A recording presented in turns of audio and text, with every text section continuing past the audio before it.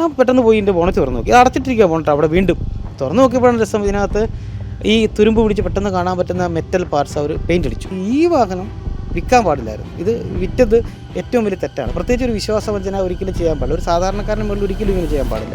ഇതിന് dash camera അവർ തന്നെ fit ചെയ്തതാണ്. ക്യാമറയൊക്കെ വെച്ച് തന്നതിൻ്റെ കഥയൊക്കെ പറഞ്ഞാൽ ഭയങ്കര രസമാണ്. ഒരു മെമ്മറി കാർഡ് പോലും ഇല്ലാതെ 15,000-16,000 രൂപയാണ് ആ സാധനത്തിന് വില ഇട്ടേക്കുന്നത്. അങ്ങോട്ടും ഇങ്ങോട്ടും എല്ലാം നടത്തി ഒരുപാട് ദിവസം നടത്തി. കുറേ ഫോൺ നമ്പർ തരും. വിളിക്കുന്ന നമ്പറിലെല്ലാം ചിലപ്പോൾ ഒരാൾ തന്നെ ആയിരിക്കും എടുക്കുന്നത്.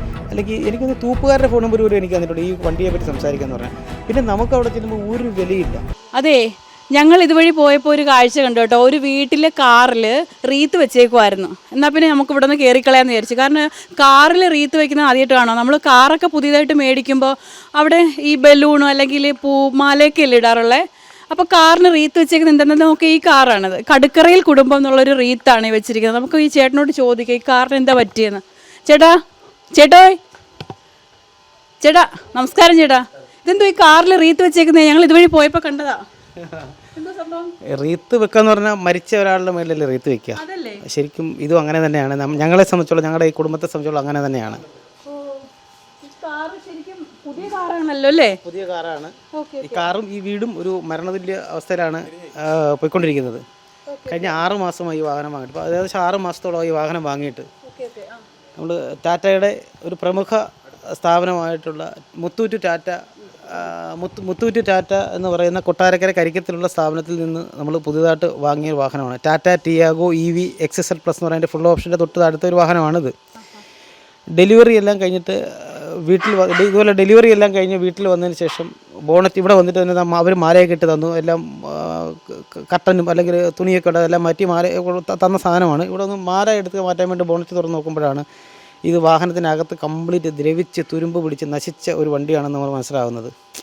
പുറം കണ്ടാൽ ഒന്നും മനസ്സിലാവില്ല. വളരെ എന്താ പറയുന്നത്, നല്ല വണ്ടി. പുറത്ത് നോക്കുമ്പോഴും ഇനാഗുറേഷനും മറ്റു കാര്യങ്ങളും എല്ലാം നല്ല വണ്ടിയായിരുന്നു. പക്ഷേ ഇതിൻ്റെ ഏറ്റവും വലിയ വിഷമം എന്ന് പറഞ്ഞാൽ ഇത് നമ്മളെ ചതിക്കുകയാണ് ചെയ്തത്. ശരിക്കും ചതിക്കുക എന്ന് പറഞ്ഞാൽ വിശ്വാസവഞ്ചന എന്ന് തന്നെ ശരിക്കും പറയാം. കാരണം നമുക്കൊരു വിശ്വാസം ഉണ്ടായിരുന്നു. ഒരു പുതിയ വാഹനം ഷോറൂമിൽ നിന്ന് വാങ്ങുന്നു എന്ന് പറയുമ്പം ശരിക്കും ഒരു വിശ്വാസം തന്നെയാണ്.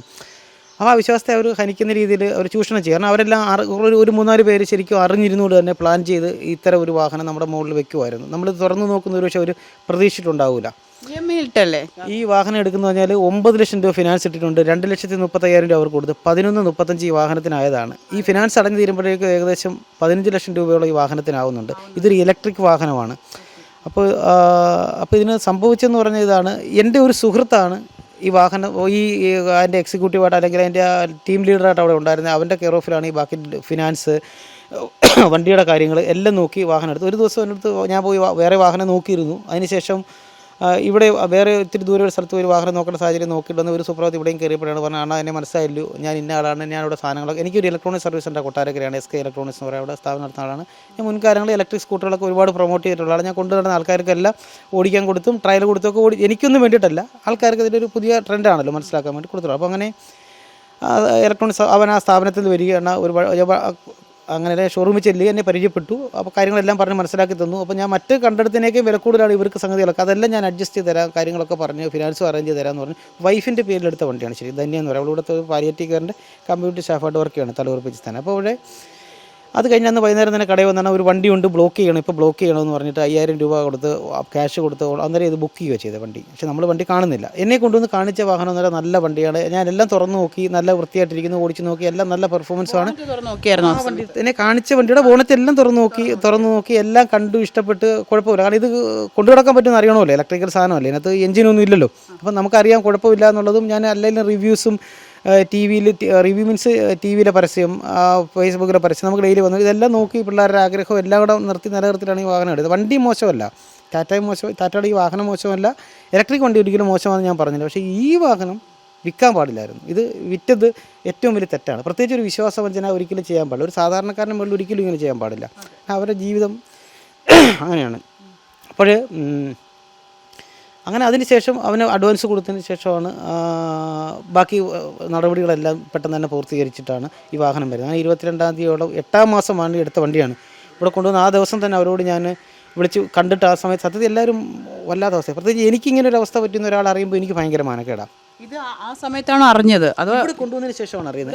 കൊണ്ടുവന്നത് ഇത് 22/8/2024 ഓഗസ്റ്റ് മാസമാണ് ഈ വണ്ടി കൊണ്ടുവരുന്നത് പറഞ്ഞത്. അപ്പോൾ ഓണമൊക്കെ വരുമല്ലേ, അപ്പോൾ ആ ഒരു സന്തോഷമാണല്ലോ എന്ന് പറഞ്ഞാൽ. അപ്പോൾ അങ്ങനെ കുഞ്ഞുങ്ങളുണ്ട്, വൈഫുണ്ട്, അമ്മയുണ്ട്, ഞങ്ങളെല്ലാവരും പോയിട്ടാണ് ഡെലിവറി എടുത്തുകൊണ്ട് വരുന്നത്. അതുകൂടെ കൊണ്ടുവന്നതിന് ശേഷം ഈ അവസ്ഥ കണ്ടിട്ട് അവരോട് ഞാൻ വിളിച്ച് ചോദിച്ചു, ഇങ്ങനെ സംഭവമുണ്ട്, നിങ്ങൾ ഈ ബോണറ്റ് തുറന്ന് നോക്കിയില്ലേ, എന്നിട്ടല്ലേ കണ്ടിരുന്നു. അന്ന ദിവസം തന്നെ കണ്ടു. ഇവിടെ കൊണ്ടുവന്നിട്ട് ഞാൻ പറഞ്ഞു, ഇതിനകത്ത് നമുക്ക് ക്ഷേത്രത്തിലൊക്കെ പോകുന്നവരാ മാല നമ്മളിടുന്ന അമ്പലത്തിൽ കൊണ്ടുപോയിട്ട് പൂജിച്ചിട്ടൊക്കെ ഒരു മാല ഇടുന്ന ആഗ്രഹമുണ്ട്. അപ്പോൾ ആ തിരുമേനിയുടെ സൂചിപ്പിയിലുണ്ടായിരുന്നു. അങ്ങനെ ഇവിടെ കൊണ്ടുവന്ന മാല ഊരിയിട്ട് ഒന്ന് വൃത്തിയാക്കി കൊണ്ടുവന്നിട്ട് മാല ഊരാൻ വേണ്ടി ബോണറ്റ് പൊക്കി വെച്ചിട്ട്, ബോണറ്റിനകത്താണല്ലോ മാല ഇട്ടിരിക്കുക. അപ്പോൾ അങ്ങനെ ആ മാല ഊരാൻ വേണ്ടി ഇളക്കുമ്പോഴാണ് ഈ സംഗതി എല്ലാം കാണുന്നത്. നമ്മുടെ ഒരു കാഴ്ചപ്പാടെന്ന് വെച്ചാൽ മിനുങ്ങുന്ന പുതുപുത്തൻ സാധനമാണ്. ഷോറൂമിൽ ഫിറ്റ് ചെയ്ത് പ്ലാന്റിൽ നിന്ന് ഉണ്ടാക്കി ഷോറൂമിലോട്ട് വരുന്ന ഒരു വാഹനം എന്ന് പറയുമ്പോൾ എങ്ങനെയായിരിക്കും ഉണ്ടാവുക? 15 വർഷത്തിന് ഓടാൻ തരുന്ന വണ്ടിയല്ല. അപ്പോൾ നല്ല മിനുങ്ങുന്ന പാർട്സും അത്രയും വിലയുള്ള വണ്ടിയാണ്. 6 ലക്ഷം 7 ലക്ഷം രൂപ കൊടുത്താൽ ഒരു സാധാരണ വാഹനം വാങ്ങിക്കാൻ കിട്ടും. അവിടെ നമ്മൾ ഈ 15 ലക്ഷം രൂപ അല്ലെങ്കിൽ 13 ലക്ഷം രൂപ മുടക്കുക എന്ന് പറയുമ്പോൾ അത്രയും ഒരു കാഴ്ചപ്പാടാണ് നമുക്കുള്ളത്. അതെല്ലാം ദ്രവിച്ചും നാശമായിരിക്കും സംഭവങ്ങളായിരുന്നു. വല്ലാത്ത മാനസികാവസ്ഥയായി, പറഞ്ഞറിയിക്കാൻ പറ്റത്തില്ല. വീട്ടിൽ എല്ലാവരുടെയും മാനസികാവസ്ഥ പോയി. കംപ്ലൈൻറ്റ് ചെയ്തിട്ടുണ്ടായിരുന്നു. അന്നേരം തന്നെ അവരെ വിളിച്ചു പറഞ്ഞു.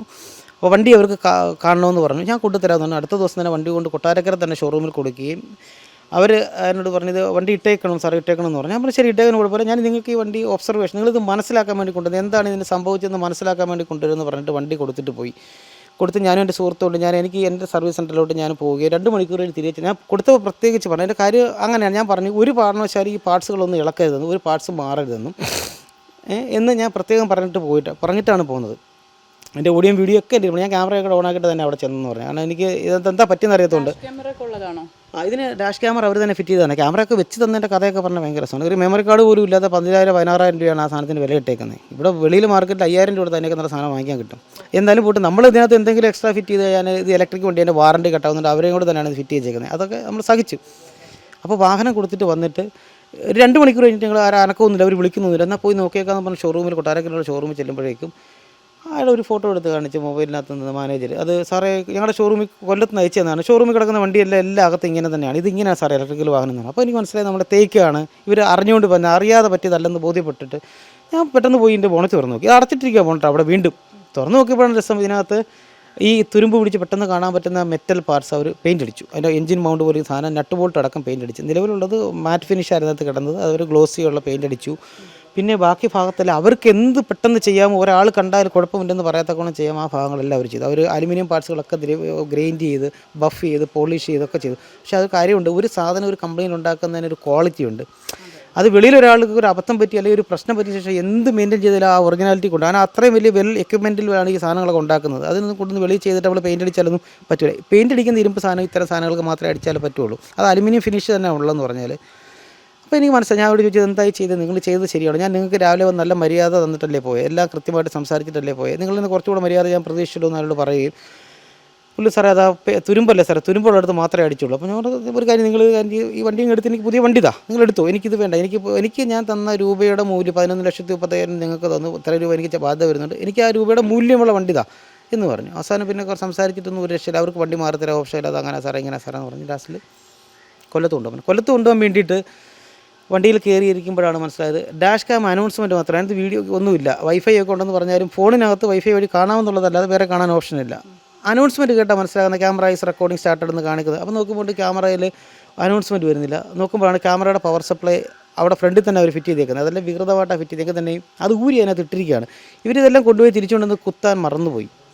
അപ്പോൾ വെപ്രാളത്തിലായിപ്പോലെ നമ്മൾ വരുമ്പോൾ തന്നെ ഇത് ഹൈഡ് ചെയ്യണ്ടേ, കാരണം ഇത് നമ്മൾ ഇവിടുന്ന് എടുത്തുകൊണ്ട് വന്ന് തിരിച്ചൊരെടുത്തുകൊണ്ട് ഒരാളെ ദാണ്ട സാറേ തുരുമ്പാന്ന് പൊക്കി കാണിക്കാൻ പോകുമ്പോൾ ഇല്ലാതിരിക്കാനുള്ള അവസ്ഥയിലാണല്ലോ ഈ പണിയെല്ലാം ചെയ്തു വെച്ചേക്കുന്നത്. അപ്പോൾ നമുക്കത് മനസ്സിലാവില്ലല്ലോ. അപ്പോൾ അവരുകൊണ്ട് അത് കുത്തിയില്ല. അപ്പോൾ ഞാൻ വീണ്ടും അത് ചെന്ന് ചോദിച്ചപ്പോൾ പറഞ്ഞു സാറേ അത് അങ്ങനെ ഇങ്ങനെ എന്നൊക്കെ പറഞ്ഞു. ഞാൻ വീണ്ടും കൊല്ലത്ത് കൊണ്ടുപോയി വാഹനം കാണിച്ചു, കൊല്ലത്തിൻ്റെ മെയിൻ ഷോറൂമിൽ കാണിച്ചു. അവരും ഇത് കണ്ടിട്ട് പറഞ്ഞു സാറേ സംഭവം അങ്ങനെയാണ് ഇങ്ങനെയാണ് സംഗതി പറ്റിപ്പോയി, ഞങ്ങൾ ക്ഷമ ചോദിക്കുന്നു, പക്ഷേ സാറിന് എന്ത് പാർട്സ് വേണം പറയുന്ന പാർട്സ് എല്ലാം മാറിത്തരാം. ഞാൻ പറഞ്ഞു എനിക്ക് പാർട്സ് മാറി ഈ വണ്ടി ഇതൊരു ഇലക്ട്രിക്കൽ വണ്ടി, നിങ്ങൾ ഈ പാർട്സ് എല്ലാം മാറിയാൽ എനിക്കറിയാം ഇത് ഒരിക്കലും ഈ വണ്ടി സിങ്ക് ആവില്ല, അത്രയും പാർട്സ് മാറിയാൽ. ഒരു ഇലക്ട്രിക്കൽ വണ്ടിയാണ്. ഇതിനകത്ത് ബാറ്ററി സാധനങ്ങളെല്ലാം കണക്ട് ചെയ്തൊരു സോഫ്റ്റ്വെയർ ചെയ്ത് വെച്ചിരിക്കുന്നൊരു വാഹനമാണ്. അതിനകത്ത് ഈ ഓരോരോ എത്രയോ അധികം പാർട്സുകൾ, എഞ്ചിനടക്കം ആ സാധന പാർട്സുകളെല്ലാം മാറിക്കഴിഞ്ഞാൽ ഇത് കൊണ്ടുവന്നിട്ട് കാര്യമില്ല.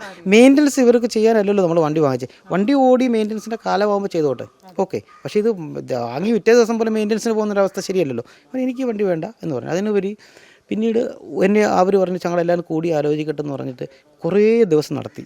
കുറേ ദിവസം നടത്തി. ഒരുപാട് പേരുടെ ഫോൺ നമ്പർ തരും. ഇവരെ വിളിക്കുമ്പം അവരെ വിളിക്കും, സാറേ കൺസേൺഡ് പേപ്പർ ഈ ടേബിളിൽ പോയി ആ ടേബിളിൽ പോയി, അവിടെ ഒരു മേശപ്പുറത്ത് നിന്ന് കളിക്കുന്ന കളിയാണ്. അങ്ങോട്ടും ഇങ്ങോട്ടും എല്ലാം നടത്തി ഒരുപാട് ദിവസം നടത്തി. കുറേ ഫോൺ നമ്പർ തരും. വിളിക്കുന്ന നമ്പറിലെല്ലാം ചിലപ്പോൾ ഒരാൾ തന്നെ ആയിരിക്കും എടുക്കുന്നത്. അല്ലെങ്കിൽ എനിക്കൊന്ന് തൂപ്പുകാരുടെ ഫോൺ നമ്പർ പോലും എനിക്ക് തന്നിട്ടുണ്ട് ഈ വണ്ടിയെ പറ്റി സംസാരിക്കാമെന്ന് പറഞ്ഞാൽ. പിന്നെ നമുക്ക് അവിടെ ചെല്ലുമ്പോൾ ഒരു വിലയില്ല. നമ്മൾ നോക്കുന്നതിനകത്ത് നല്ല പുതുപുത്തൻ ഷൈനിങ് ഉള്ള വാഹനം കിടക്കുന്നത്, നമ്മളിവിടെ എന്ത് പാപം ചെയ്തിട്ട് ഒരു വാഹനം വാങ്ങാൻ പോയി, അത് ടാറ്റ വാങ്ങാൻ പോയി, ഒരു റെപ്യൂട്ടഡ്, അത് നമ്മൾ ടാറ്റയുടെ വെളിയിലുള്ള ലോക്കൽ ഷോറൂമിൽ വാങ്ങിയല്ല, അവരുടെ തന്നെ ഒരു എന്താ പറയുക ഓതറൈസ്ഡ് ഷോറൂമാണല്ലോ ടാറ്റ, മുത്തൂറ്റ് ടാറ്റ എന്ന് പറഞ്ഞാൽ. ഞാൻ എൻ്റെ ഒറ്റ വണ്ടി വാങ്ങിയത് മുത്തൂറ്റ് ഹോണ്ടയിൽ നിന്നാണ്. ഞാനിതൊന്നും തുറന്നു നോക്കിയിട്ടില്ല. പക്ഷേ തുറന്നു നോക്കിയിട്ട് എനിക്ക് ഇങ്ങനൊരു സംഭവം ഫീൽ ചെയ്തിട്ടില്ല.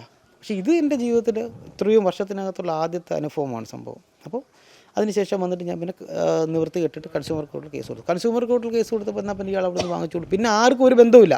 പിന്നെ ഇത്രയും നാളും ആരും ഒന്നിനും ബന്ധപ്പെട്ടിട്ടില്ല. അങ്ങനെ ഇരുന്നിട്ട് ഞാൻ അതും ഒരു നടപ്പ് വശം വരാത്തതിൻ്റെ കാരണം വെച്ചാൽ അറിയാമല്ലോ കൺസ്യൂമർ കോർട്ടിലെ കാര്യങ്ങളാണ്, അതിൻ്റെ വഴിക്കേ പോകുന്നുള്ളൂ. വിളിച്ചാൽ അവർ വരില്ല. ഞാനും വൈഫോട് ഇവിടുന്ന് പോയി അവളെ തിരിച്ച് അവസാനം അവിടെ ചെന്നപ്പോൾ നമ്മൾ എളിഫരാക്കി തിരിച്ചു വന്നു. കാരണം അവരാരും വന്നിട്ടില്ല, നമ്മൾ മാത്രമേ പ്രസൻ്റ് ആയിട്ടുള്ളൂ. അവളുടെ ജോലി എടുത്ത് ഞാനും രാവിലെ പോവുകയാണ്. ജീവിതത്തിൽ ആദ്യമായിട്ട് ഒരു വാഹനം വാങ്ങിച്ചു എന്നുള്ള കുറ്റം. ഇത് നമ്മൾ മറ്റ് കാര്യങ്ങൾ കൂടെ ഉണ്ടാക്കിയ പൈസയല്ല, ജോലി ചെയ്ത് കഷ്ടപ്പെട്ട പൈസയാണ്, ഫിനാൻസ് ഇട്ട പൈസയാണ്. അത് വാങ്ങിപ്പോയി എന്നുള്ള കാരണത്താൽ അവിടെ പോയി നിന്ന് വിഷമിച്ച് തിരിച്ചു വരുവാണ്. ഞാൻ വന്നിട്ട് അവളെ വീട്ടിൽ വിട്ടിട്ട് എനിക്ക് ഭയങ്കര ശ്വാസം മുട്ടലായി. ഞാൻ നേരെ ഗവൺമെൻറ് ഹോസ്പിറ്റലിൽ കയറി പോയി. ഡോക്ടറോട് പറഞ്ഞു, സാറേ ഇങ്ങനെ ഒരു പ്രശ്നമുണ്ട്, അതെന്താ ഇങ്ങനെ സംഭവിച്ചതെന്ന് പുള്ളിക്കാർ ചോദിക്കുന്നുണ്ട്. ഞാൻ ഇതാണ് സംഭവം, നമ്മളിത് കൊല്ലത്തി അല്ലെങ്കിലും പെട്ടെന്ന് തീരുമെന്നൊരു പ്രതീക്ഷയിലാണ് കൺസ്യൂമർ കോർട്ടിൽ ചെല്ലുമ്പോഴും അഡ്വക്കേറ്റും ഒക്കെ പറഞ്ഞു. പക്ഷേ പിന്നീട് അതിൻ്റെ നടപടി അങ്ങനെയല്ല. സാധാരണ ഒരു കേസ് പോകുന്ന വഴിക്കാണ് ഇത് പോകുന്നത്. ഇതിന് ഒരു കാലത്ത് നടപടി ആവുമെന്ന് തോന്നുന്ന അവസ്ഥയല്ല. പക്ഷെ അവരെന്നെ ഒത്തിരി സമാധാനിപ്പിച്ച് ECG ഒക്കെ എടുത്ത് ബാക്കി ടെസ്റ്റുകളൊക്കെ നടത്തി ഗുളിക തന്നു. പക്ഷെ അവർ സമാധാനിപ്പിച്ച് അത്ര പോലും ഇവരുടെ ഒരാളും എന്നെ സമാധാനിപ്പിച്ച് അല്ലെങ്കിൽ ചെയ്തു തരാമെന്ന് പോലും പറഞ്ഞില്ല. അതാണ് ഒരിക്കലും പറഞ്ഞില്ല. പോലീസ് സ്റ്റേഷനിൽ കംപ്ലയിൻറ്റ് ചെയ്തിട്ടുണ്ടായിരുന്നില്ല? പോലീസ് സ്റ്റേഷനിൽ കംപ്ലയിൻറ്റ് ചെയ്തിട്ടുണ്ടായിരുന്നു. അത് നമുക്ക് മനസ്സിലാക്കേണ്ട, സാധാരണക്കാരന് നീതി കിട്ടുന്ന ഒരു സ്ഥലമായിട്ട് പോലീസ് സ്റ്റേഷൻ മനസ്സിലാക്കാൻ പറ്റാത്ത റെസ്പോൺസ് എന്താണ്? കൊട്ടാരക്കര പോലീസ് സ്റ്റേഷനിൽ പരാതി കൊടുത്തിട്ട് നമ്മളെ വിളിപ്പിച്ചിട്ട് അവർ ചെയ്തെന്ന് പറഞ്ഞാൽ, ഈ വാഹനത്തിന് ഒരു എന്താ പറയുന്ന വിശ്വാസവഞ്ചന എന്ന രീതിയിൽ കേസെടുക്കാൻ പറ്റത്തില്ല, നിങ്ങൾ ചെയ്തതാണ് ശരി, കൺസ്യൂമർ കോർട്ട് വഴി പോയി അതിൻ്റെ വഴിക്കൂടെ പോയി വരുന്നതാണ് ശരി, നീതി അവിടെ നിന്ന് കിട്ടും, ഇവിടെ ഇതിനെ പ്രത്യേകിച്ച് ഒന്നും ചെയ്യാൻ പറ്റത്തില്ല. അവരുടെ ഒരു സ്വാധീനം മൂലമായിരിക്കാം നമ്മളെ തിരിച്ചയച്ചു. ഒരാഴ്ച കഴിഞ്ഞിട്ട് നമ്മൾ വിചാരിച്ചിരുന്നു എന്തെങ്കിലും ഒരു കേസെടുക്കുമെന്ന് വിചാരിച്ചു, ഒന്നും നടന്നില്ല, നമ്മളെ വിളിപ്പിച്ചില്ല, ഒരു കാര്യം നടന്നില്ല. വീണ്ടും ഞാൻ ഹയർ അതോറിറ്റിക്ക് കൊടുത്തു. ഹയർ അതോറിറ്റിയിൽ നിന്നും അവർ നല്ല റെസ്പോണ്ടായിരുന്നു. പക്ഷേ എങ്കിൽ തന്നെയും താഴെ വന്ന് വീണ്ടും അതേപോലെ തന്നെ ആയിപ്പോയി. അവർ പറഞ്ഞു ഈ വാഹനം 2024 വാഹനമാണല്ലോ കിട്ടിയത്, 23 വാഹനം 24 തന്നെന്നുള്ള പരാതിയോ നിങ്ങൾക്കില്ലല്ലോ. ഇല്ല. അപ്പോൾ പിന്നെ ഇതിനകത്ത് ഇവിടെ പ്രത്യേകിച്ച് ചീറ്റിംഗ് കേസ് എടുക്കാനുള്ള ഒരു നിവൃത്തിയില്ല. ഇത് ചീറ്റിംഗ് കേസ് എടുക്കാൻ പറ്റുന്ന കാര്യമല്ല. അതുകൊണ്ട് തന്നെ നിങ്ങൾ കൺസ്യൂമർ കോർട്ടിൽ കൊടുത്ത ആ സംഭവം തന്നെയാണ് ഇവിടെ നമുക്ക് കേസെടുക്കാൻ പറ്റത്തില്ല എന്ന് പറഞ്ഞ് അങ്ങനെ തന്നെ പറഞ്ഞിട്ട് മടക്കി അയക്കുകയാണ് ചെയ്തതെന്ന് പറഞ്ഞു. പിന്നെ അതിനുശേഷം ഞാൻ വന്നിട്ട് അല്ലാതെ പ്രൈവറ്റ് കേസ് വീണ്ടും കൊട്ടാരക്കര ജുഡീഷ്യൽ ഫസ്റ്റ് ക്ലാസ് മജിസ്ട്രേറ്റിന് കൊടുത്തിട്ടുണ്ട്. അപ്പോൾ പോലീസ് സ്റ്റേഷനിൽ നിന്ന് യാതൊരു തരത്തിലുള്ള നീതി ലഭിച്ചില്ല എന്നാണ് അദ്ദേഹം പറയുന്നത്. അതോടൊപ്പം തന്നെ കൺസ്യൂമർ കോർട്ടിലേക്ക് അദ്ദേഹം പോയിരിക്കുകയാണ്. ഏതായാലും അദ്ദേഹം ഒത്തിരി ആശിച്ച് വാങ്ങിച്ചുള്ള ഈ ഒരു കാറാണ്, അദ്ദേഹത്തിന് നീതി ലഭിക്കട്ടെ എന്ന് ഞങ്ങളും പ്രത്യാശിക്കുന്നു. ക്യാമറമാൻ അരുൺ സാഗറിനോടൊപ്പം ബിലു അനിസൻ, വിസ്മയ ന്യൂസ്.